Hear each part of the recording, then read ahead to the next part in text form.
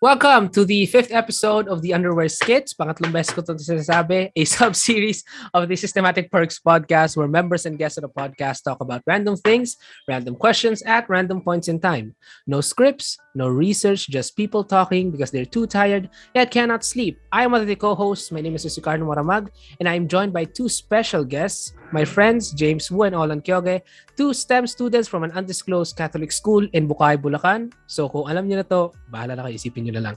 Today we're going to discuss the topic of an actual advocacy and the promotion of Kapit B6, a youth-driven organization bent on providing Christmas packages and meals for local tricycle drivers in Santa Maria for this Christmas season. So before we start, if you could please introduce yourself, gents. Hi guys, I'm Olan Quiogue. Hello, I'm James Wu. Nice. So before we proceed dun sa sa promotion ng Kapit B6, let's first discuss ano ba talaga ang actual advocacy. So for you guys, what is an actual advocacy? Sino mo una? Nag-overtaken pala. Sige. Before tayo sa guest, let's say ako muna magsabi. For me, an actual advocacy kasi is something na transcends words, 'di ba? Kasi sa nakikita natin, 'di ba, sa social media, parang most of the time ang advocacies na nakikita natin is awareness on ganto, awareness on ganyan, portions of B is proportional to this part. Parang puro numbers and words. Pero an actual advocacy, in my opinion, should have actual outcome, should have actual opportunities for people na parang gawa nila ng paraan or to mitigate or sometimes solve the problem na ina-advocate ng advocacy. So ano sa tingin niyo yung an actual advocacy? Olan? Similar to what you said, nowadays parang ang advocacies parang ang dating lang is spreading awareness, but in order to make change or to help a particular group of people, dapat hindi lang words, that you should turn those words into actions in order to see visual or physical achievements, kumbaga. Mm-hmm. And to add up to that, similar lang dito sa mga sinabi nyo. Yeah. I believe din na dapat there is a cause, there is a movement para ma-solve yung specific problem na tinatarget ng advocacy. Kasi parang alam niyo, nawawalan ng sense yung advocacy if walang nangyayaring paraan para tugunan yung pangangailangan na nire-raise dun sa program na yun. So, to add up on that, parang ang minsan kasi ang nangyayari na ngayon, kumakalat ng advocacy, we are being aware of that advocacy. Pero ang dating sa atin, baka may iba namang gagawa para dyan. Oo, parang gano'n na lang. May iba nang a-act dyan. So, pwede nang i-share ko na lang. What if wala? Diba? So, parang dapat magkaroon tayo ng initiative to not only share awareness, but to act on that particular matter. Kasi most often, like, diba sa social media, yung mga sineshare nila na yun, ang target kasi nila is maghanap din ng like-minded individuals na tutulong sa kanila. Hindi yung parang basta i-share mo lang na ay ito na yung ambag ko. Na-share ko na, okay na, I'm out. Parang sila gumawa ng ganung mga pub mats is to makahanap nga rin ng mga tao na pwede rin makatulong sa kanila and makatulong doon sa mga beneficiaries ng project na yun. For example, last year, di ba, yung Bagyong Ulysses, di ba? Parang a lot of people were displaced, a lot of people, an obstruction of property, nasira mga property nila. And a sort of, a pseudo advocacy would be like, ayun nga, for example, nag-post ka lang ng PubMats of what is happening. Ganun lang. For the sake of clicks, di ba? For the sake of sabihin lang na, I'm very sad na nangyari to sa mga tao dito. Pero yun lang. Parang you have the opportunity to give out an actual di ba? To promote an actual advocacy, to promote a donation drive, ganun. Pero wala kang ginawa. So that for me isn't an advocacy. Wala lang. For the sake of for clout lang, di ba? For clout lang talaga yung iba. Clout lang. No nga. So now that we're talking about it, dun nga sa sa advocacy? Bakit Mr. James? Sabi ka ba? I mean, if I remember correctly, may mga opportunista rin kasing gumamit nung bagyong Ulysses na yon for donation drives na ginamit naman nila for themselves, di ba? Yeah. Parang nawawala na yung sense ng advocacy dun eh. Parang ginagamit mo na lang yung problem. Yung scam na talaga siya, scam na. Oo, nagiging scam na siya. Ano kind of dangerous, di ba? So, yun nga rin eh, parang nagkakaroon nga rin ng problem with how advocacies are promoted ngayon. Diba? Kasi di mo talaga alam eh, parang kailangan may transparency rin at some case. So, since we're talking about it naman nga, the actual advocacies, what do you think is actually more impactful? Actions or words? Ano talaga sa tingin niyo? Ano, Olan? For me, both of them are important. But to make actual sense, dapat pareho mo silang magawa. It should start off word. Kunyari, parang you see a problem in our society, should start with words. So parang, uy, gawin natin to. Uy, start natin tong ganito.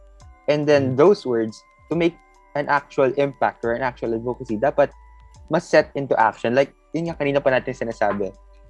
Parang, if you're just saying na ganito, dapat ganito, you should help, ganon. Pero wala naman talagang tumutulong. And then, parang, what's the sense? Parang, nothing actually happened, diba? Puro utos ka lang, puro suggest ka lang. Puro suggest lang. And then, what's the diba? Parang, wala what's the point of suggesting kung wala naman palang ibang gagawa? So, kaya, ganun lang din. Minsan, yun na ng problem. Naghihintayan lang din tayong lahat. Diba? Parang, so, take the leap, kumbaga. Dapat, to make actual progress, use both words and actions. Yes, and to adapt din to that. Ako naman, ang aking perspective sa ganitong matters is parang mas mag-focus din tayo sa actions. Kasi through actions, an individual is being immersed to actual experience and actual realization ng mga nangyayari sa paligid niya. So through that action, mas na-fortify niya yung cause niya para tumulong. Hindi lang yung, advocacy. Kailangan ko sumama kasi siguro requirement or dahil hinatak lang ako ng kaibigan ko. Pero through that action kasi, since naging immersed na siya, naging involved na siya, mas nare-realize na yung importance ng advocacy na yun. So, mas naging totoo yung pagtulong niya. I agree with James kasi iba yung nakikita mo lang siya online and iba din yung nandun ka talaga on the ground and nakikita mo yung nangyayari. Kaya parang iba yung tama niya sa'yo, kumbaga eh. If talagang ginawa mo, ganun. Kesa yung nakikita mo lang online. Tama niya. Tama iba yung effect sa atin. Kumbaga. When we're talking about initiatives, actions, ganyan, parang medyo ma-agree ako kay Olan ng slightly kasi kailangan niya both sila, ganun. Pero let's say na inuna mo yung actions, inuna mo yung initiative na tumulong dito. And someone actually, someone medyo related to you actually sees you doing it. Parang at some point then may influence din sila Parang instead of saying na sabihin ko for example na kailangan natin gawin to, what if gawin mo na lang siya na ipakita mo na ginawa mo? It would still influence a lot of people. Diba? So, mix and match, pareho lang din naman. Pero ang talaga natin dito is that actions pa rin talaga ang diba Iba pa rin talaga ang galawan ng actions. Yes, galawan ng actions pa. I agree naman din with you, Carlo. Ang sinabi ko lang naman kanina yung words. Para alam mo yung magkaroon lang na structure kumbaga kung anong gagawin. Pero yun nga, yung ganun siguro applicable siya kung medyo malaki na yung Pero kung ikaw mismo, simple lang. Kung ikaw lang, gusto mo talaga mag-help, you can go for it na. Yeah, pwede. Wala rin namang problem. So, ngayon nga, advocacies, di ba? Pandemic, ang daming happening sa mundo ngayon. Magdadalawang taon na tayong online class. 2 taon na to. Yeah. Kaya na tayo. Nasa bahay na tayo palagi. Napakatagal na. So, what we're talking about? Mahaba na rin ang buko. My glorious mahaba rin buko dati. Nagpagupit lang talaga ako hanggang dito pa yun annoying kasi talaga pag mainit. Hindi ko lang paano mo nagagawa yan. Okay. It's natural. Call me for hair tips. Long hair tips. So, now we're talking about di ba, pandemic, ganyan, youth initiatives. Paano na-affect yung pandemic yung youth initiatives ngayon? Naging hadlang ba ito or at some cases naging additional reason to pursue yung pagkakaroon ng initiative? Ano sa tingin niyo? So I think itong go James. Sige, topic ba James. muna tayo? Go James, ka naman muna. Anyway, so I think yung pandemic is both naging hadlang at the same time naging additional push para sa youth organizations na mag-initiate ng projects to address an issue. So first kasi sa hadlang, may mga existing programs like let's say feeding programs or yung pagbibigay ng goods and stuff sa mga beneficiaries nila. Na-limit kasi yun ng COVID-19 since hindi nila nagagawa directly yung mga actions na yun or yung mga programs na yun since nagre-require nga siya ng physical contact. Since medyo risky nga yung ganong mga activities lately, parang nahinto siya saglit yung ganong mga style ng pagtulong. Then, on the other hand naman, since nagka-pandemic nga, nauuso naman ngayon yung mga online cash apps and services. So, ang nangyayari naman is naging bagong opportunity naman yon for these groups. Nagamitin naman yung chance na yon to create donation drives online. Although, existent na yung mga ganong drives before. Pero ngayon kasi mas na-highlight yung ganong style ng pagtulong. Although magkakalayo tayo, alam mo yun, nagkakaisa pa rin yung mga tao para... Meron pa ding way para mag-help. Kahit we're separated. Tama. Oo, tama. Ay, gano'n na. Ano sa tingin mo? On your perspective? On my personal perspective and experience din, kasi yung Kapit Bisig, it actually started dahil sa pandemic. Parang the pandemic was actually the spark, kumbaga. Yung parang kung bakit nagsimula yun. Kasi there was a time last year na parang sa news, puro about sa mga jeepney drivers na nawawalan ng kita. Diba? Lagi na sa news, parang talaga may mga signboard sila. Parang humihingi talaga sila ng tulong. And then yung isang... Apektado kasi talaga sila ngayon eh. Then yung isang classmate namin, batchmate namin yung LM, yung chacha, uy, gusto niyo magtumulong tayo, gumawa tayo ng donation drive para makatulong. Then parang nakita yung pandemic yung nagbigay sa amin ng opportunity, parang, uy, pwede tayong tumulong. Tumulong kaya tayo. Ganun. Parang yung naging effect niya.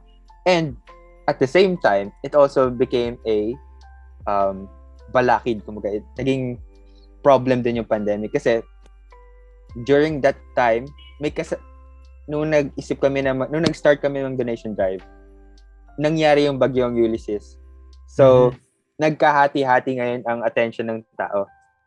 Una sa pandemic, tapos sa bagyong Ulysses. Ang daming donation drives yung nangyayari. And parang naisang tabi muna kami kasi hindi pa kami, kumbaga, parang na-shift yung priority. So, it became a challenge din sa Kapit Bisig dahil nga ang daming ongoing drive kasi sabi nga ni James kanina, naging bagong avenue yung online donations para makatulong. Kaya, it became a challenge and at the same time, the spark to begin this advocacy. Okay, tutod sa Kapit Basics. Basics ba? Kapit Bisig o Kapit Bisig? Bisig. Kapit Bisig pala. Sorry. Yung dulo, ginawang 16, 1 and 6. Kasi batch 2016 kami, yung batch. Akala ko 16 kaya hindi lang kayo nakita sa picture. Akala ko marami lang. Okay, doon sa relating doon sa Kapit Bisig. Part usage of typography. Kaya meron ba kayong plan more on it? Will this be an annual thing? Kaya for example, tapos sa pandemic, will this be an annual thing or do you want to expand? Hindi lang sa kasi tricycle drivers, they're very specific, di ba? Meron ba kayong plan, for example, to expand given the opportunity? And I think lahat naman ng advocacies and groups gusto mangyari mag-expand. Kasi last year, ang plan lang talaga is, uy, tumulong tayo this year. And then, earlier, in the past couple of months, biglang nag-aya, uy, this year, gawin ulit natin. So, nakikita niyo yung trend na parang tutuloy, parang gusto din namin, kami din gusto namin ituloy. And I hope na in the coming years, kahit wala ng pandemic, parang nandun pa din yung will na ituloy yung advocacy na yun. Parang, and hindi lang ituloy, and to expand din. Kasi last year, ang nalikom naming funds is around 30,000+. And this year naman, ang kinaibahan, gusto naming mas madaming ma-reach na beneficiary. So, tinaasan namin yung mga goals namin and para, yun nga, to expand our reach. Kumbaga. Yun nga, since we're talking about Kapit Basics, yung mga initiatives natin, ano yung mga tumulong, ano yung mga nag-influence sa inyo. In general, bukod pa dito sa Kapit Basic, what do you think are some of the things na yung nag-influence sa youth initiatives ngayon na para mag-emerge sila lalo ngayon? So, is it social media, actual experience, school teachings, di ba? Sige, ano sa Ring? Dapat masabay kami ni Olan dito. Kaming dalawa, I think we can agree na school teachings talaga yung first na nag-udyok sa amin. Well, sa kanila. Na magsimula or mag-adapt ng mga advocacies to help others. Kasi sa school namin, we often do... Catholic school. Oo. Okay. Ano talaga yun? Alam niyo na yun. Pwede naman sabihin kung ano. Hindi naman natin sila sinaslander. Okay. May point. Kaya, so ito na nga. Sa St. Paul. Oh. Kasi usually, we do, every Christmas yun, di ba? Every malapit na mag-end ng school, ng first half ng school year. Magkakaroon ng drives, di ba? Oo, magkakaroon ng drive na tutulungan yung partner communities. Yan, tama. Ng St. Paul to give them kahit paunting man lang. Ayuda. Parang pa-Christmas giveaway. So, parang simula ako nung grade school, naririnig ko yung about dun sa ganong drive. Then nung high school, like yearly, na-experience talaga namin yung ganong parang nakakagaan ng loob. Alam mo yun, ang sarap ng feeling na nakakatulong ka once in a while. May times pa na mismong students pumupunta tayo sa mga communities to help and tayo mismo magbibigay, nakakausap natin yung mga families, diba? Parang like yung sabi natin kanina, parang iba yung tama sa atin kapag nandun talaga tayo sa nandoon tayo sa we're on the ground doing it talaga, diba? Kapag hands-on pa rin talaga, iba pa rin talaga. Pero ano pa rin naman, ay still valid pa rin naman, di ba? Yung mga online donation drives. Yes, still valid pa rin naman sila. Pero if you're one of those people na talaga, yung like scamming people na naku po, there's a special place para sa iyo, huwag ka mag-alala. Konsensyahin naman kayo. Konsensyahin naman kayo. Ay, wait. And addition din pala. Kasi yun sa school, yung parang na-build up sa atin, na-instill sa atin yung ganong value. Parang, kaya din na kasi lahat nung sa members ng Kapit Basic ngayon is graduates from St. Paul, Santa Maria. Parang, we have a common foundation na... St. Paul going global. Yeah. St. Paul Philippines na bigla.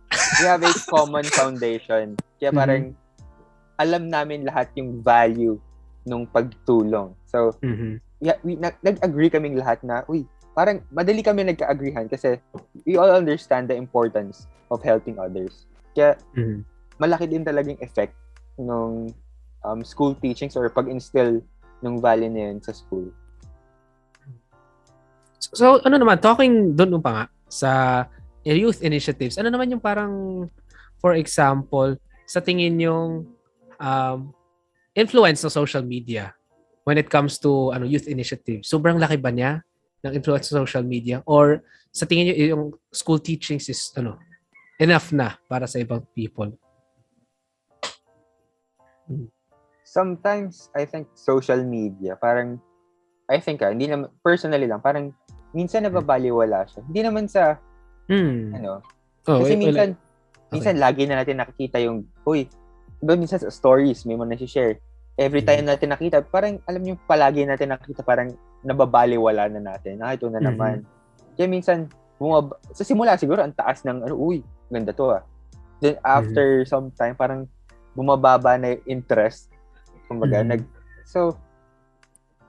pero I think, social media is a good, may influence pa din siya. Pero sa akin siguro, medyo Not so bumaba. much. Not so much. No? na. Kasi a lot of it is very performative, di ba? When you think about it, Oo. lalo na yung trend ngayon, grabe, oh my God. Yung repost like, yung this. mawawalan ka ng respeto sa friend mo na hindi nag-share nung said Yeah, post. So, if you don't repost Parang this, I can see. Hindi lang naman yun yung way na para kunyari support that certain or particular initiative, diba? Parang napa-force ka, parang nawawala, parang nagkakaroon ng conflict pa imbes na mag-unite tayong lahat, diba? Parang tinithreat pa eh.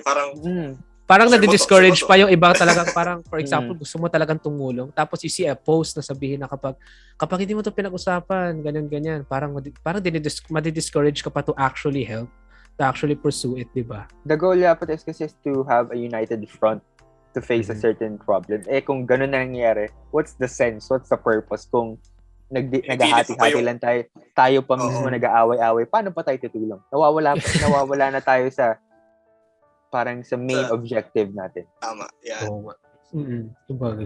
And in addition din pala, di ba, yung mga nabanggit nating influences, school, social media, and isa pa talaga yung actual experience. Diba? Kasi kami ni Carlo, sa Christian kami niyan back then, yung dito sa simbahan namin sa Santa Maria. And madami kami nasalihan na programs, parang feeding programs, ganun. And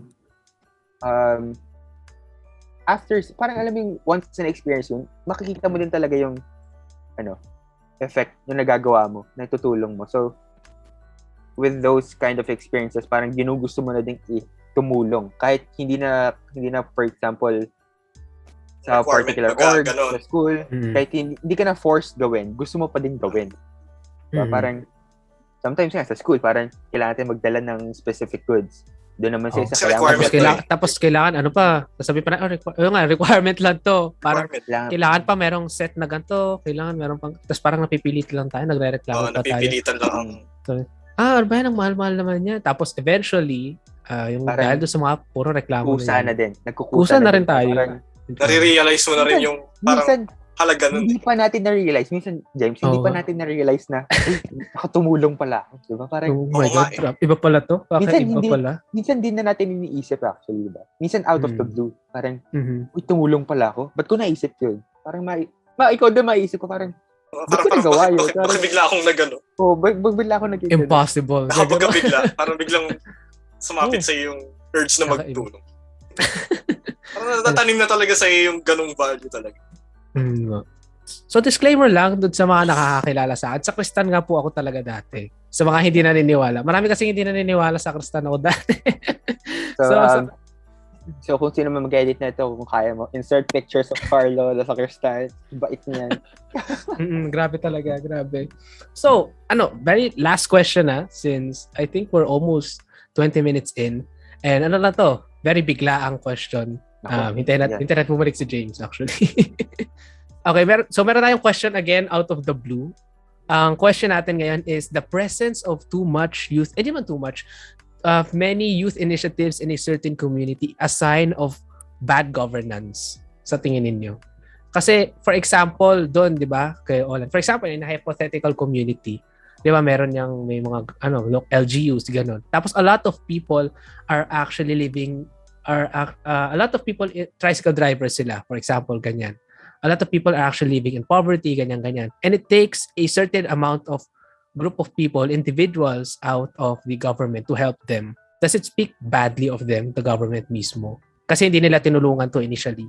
Kailangan merong pang gumawa ng initiative, kailangan merong pang gumawa ng advocacy para tulungan sila. Ano sa tingin niyo?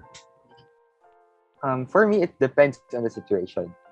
And minsan kasi advocacies and initiatives, kahit ba tumulong na ang gobyerno, minsan gusto pa din nating mag-help. Sabagay. Parang kunyari si James ang gobyerno, ako initiatives ako, mayroon ako advocacy. For example lang, James. Kunyari nakita ko, si Carlo, nanakawan. Nanakawan kanya, for example lang pera. Binigyan ka ni James ng 20. Parang ako din mismo, nakita kita nanakawan ka, parang alam mo yung gusto ko pa din tumulong kahit ba tutulungan mo pa rin. Diba? Parang I think that doesn't mean na lahat yung mga hindi naman yung iba siguro nakikita nila ay hindi nagbibigay.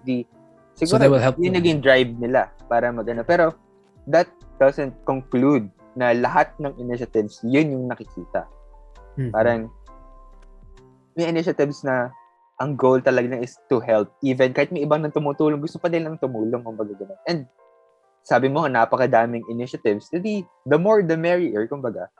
So, guys. Nagkukusa tayong lahat tumulong. Hindi naman kasi, di ba, laging yung mga advocacies na to, or yung mga initiatives, is ginagawa lang ng mga tao na yun para patamaan lang yung certain governing body na yun.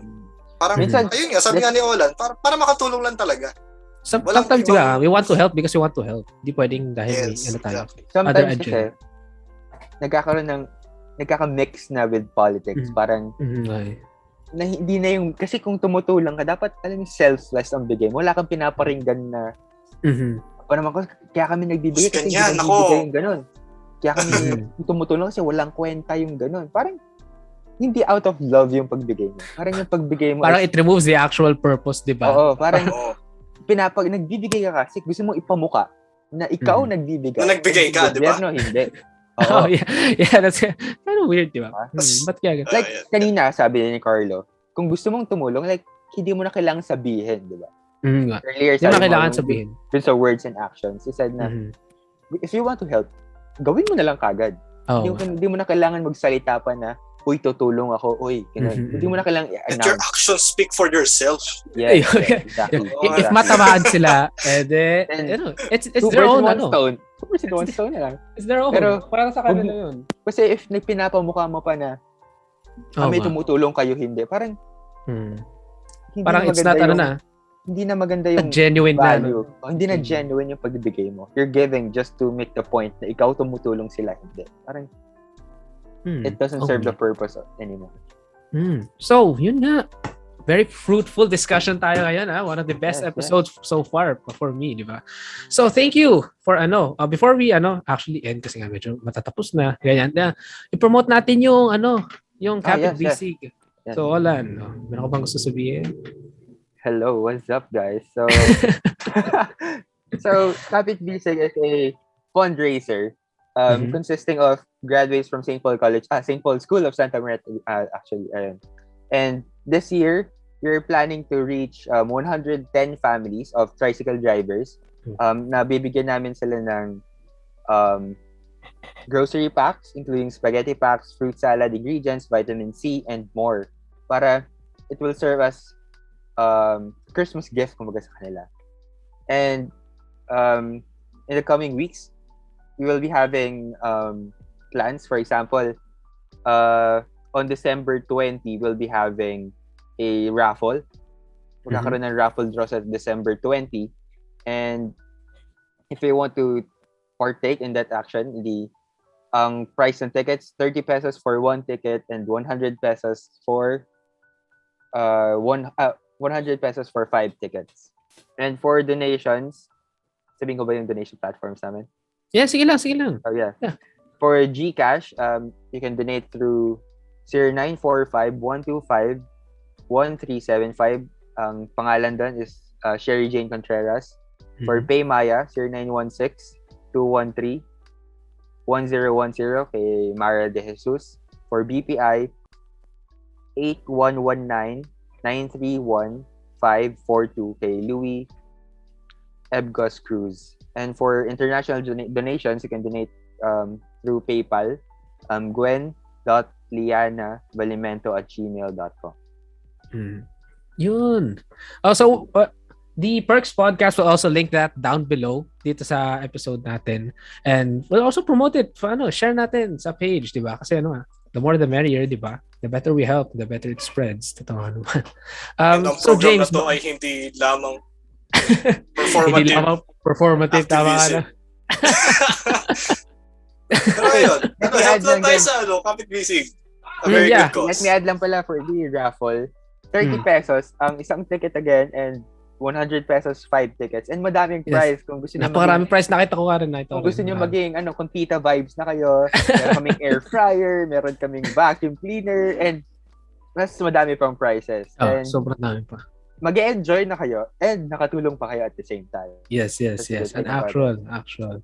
Yes.